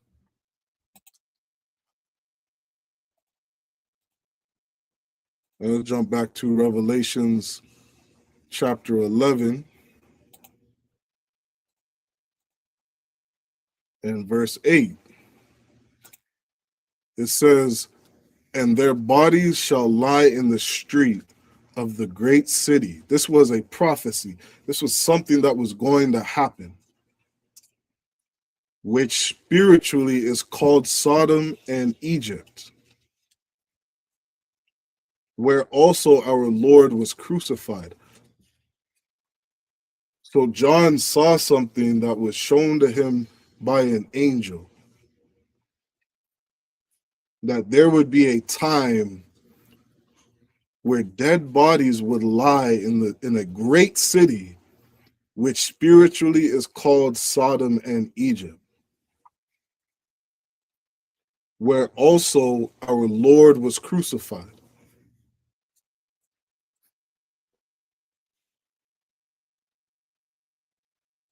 Was Yahushua not crucified by the Romans under Pontius Pilate? Archaeology tells you that. We can look at sources outside the Bible that speaks of a man being pierced multiple times under Pontius Pilate. There is so much archaeology saying or speaking on this man that walked the earth, Yahushua, who the world knows as Jesus Christ. Everybody knows that this man existed.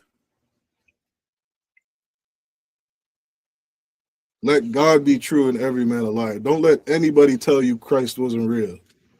Don't let anybody tell you that Israel didn't exist. Don't let anybody tell you that we weren't slaves inside of Egypt. There is so much archaeology telling you that it happened.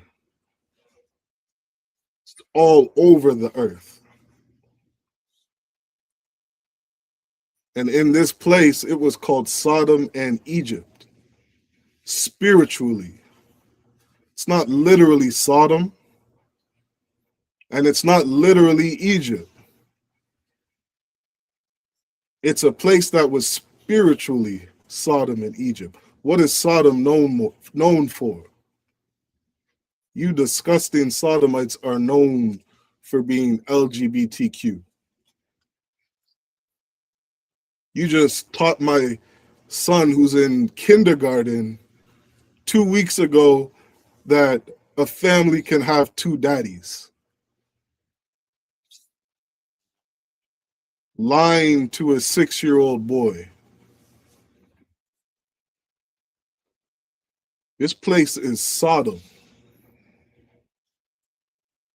All over their school, they had Pride Month and rainbow this and rainbow that. This place is Sodom. This place is so obsessed with sodomy.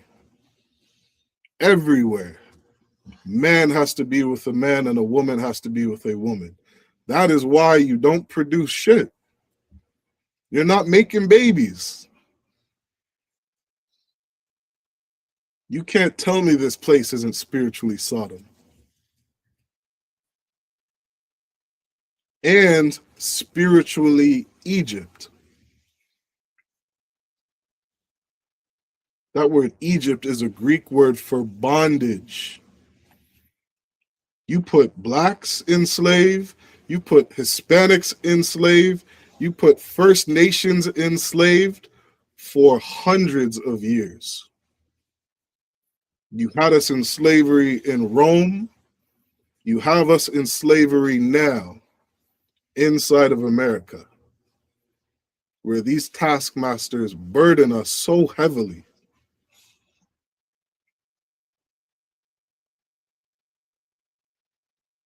This place is a place of bondage. And America is so proud of it, they put pyramids on their dollar bill. They got Egyptian sculptures all over Washington, D.C., all over America. This place wants to be Egypt so bad. Because this is a place that is spiritually Egypt, not literally. And John saw this. The servants of Yahushua saw this, that this would come to pass. And in 2026, we're living it.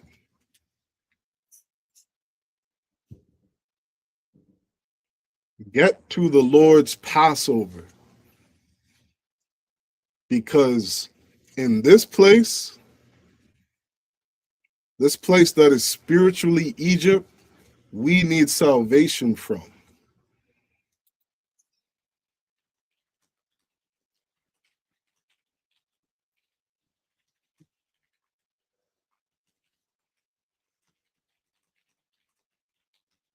Let's go to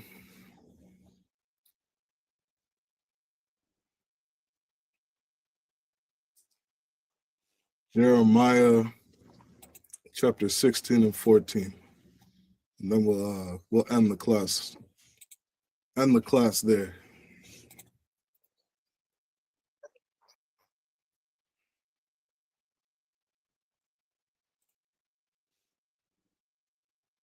This is what our ancestor Jeremiah said. Therefore, behold, the days come, saith the Lord, that it shall no more be said, the Lord liveth, that brought up the children of Israel out of the land of Egypt. This is a prophecy that there is going to be a day where the Most High will not be known as the power that brought up the children of Israel out of the land of Egypt, because we know the Most High and what he did to those Egyptians, especially if you're in the ISUPK. We celebrate the Passover every year, and we remember when the Most High took us out of Egypt. We remember every year when the Most High slaughtered the Egyptians so that we could be free. That's why the Lord commanded us to keep the Passover. The Passover is the most important high holy day that you can be at.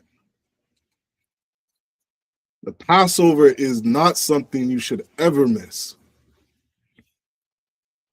It's so important that we remember the power of the Israelites and how strong of a power he is. How easy it was for him to destroy the Egyptians. Because there's a day coming where we are no longer going to know him as this power. Verse 15 says, "But the Lord liveth, that brought up the children of Israel from the land of the north." Where is the land of the north? We are living in that place today. North America. North and South Central America. This is the land of the north. And from all the lands whither he had driven them, because he scattered us throughout the earth for disobeying him. You have blacks, Hispanics, and indigenous who live in Japan, who live in Vietnam, who live in China, who live in Iraq, who live in Dimona, Israel, who live in Shamanase, Ethiopia, who live in all the Caribbean islands, who live all throughout the UK, and mainly in the land of the north, the land of our captivity. We're going to know the Most High as the power that brought up the children of Israel out of the land of the north. And we're going to the Passover to look forward to this day, because we have an exodus coming out of this place. Make it to the Lord's Passover, April 4th. Do not miss it. Deuteronomy 16, where the Lord placed his name. Do not miss the Passover. That is a commandment from God, and it is the most important thing that we can look forward to,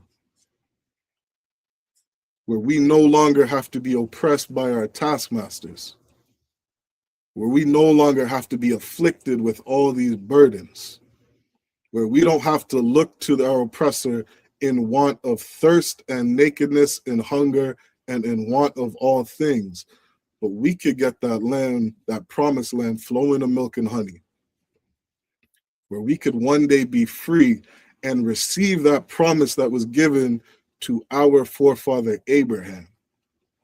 Be at the Lord's Passover. Don't miss it. Thawada for everybody tuning in. Like, share, subscribe to the class. Okay, share this class. Get it out to our people. If you need any help making it down to the Lord's Passover, make sure you call for counsel. Call your camp leader.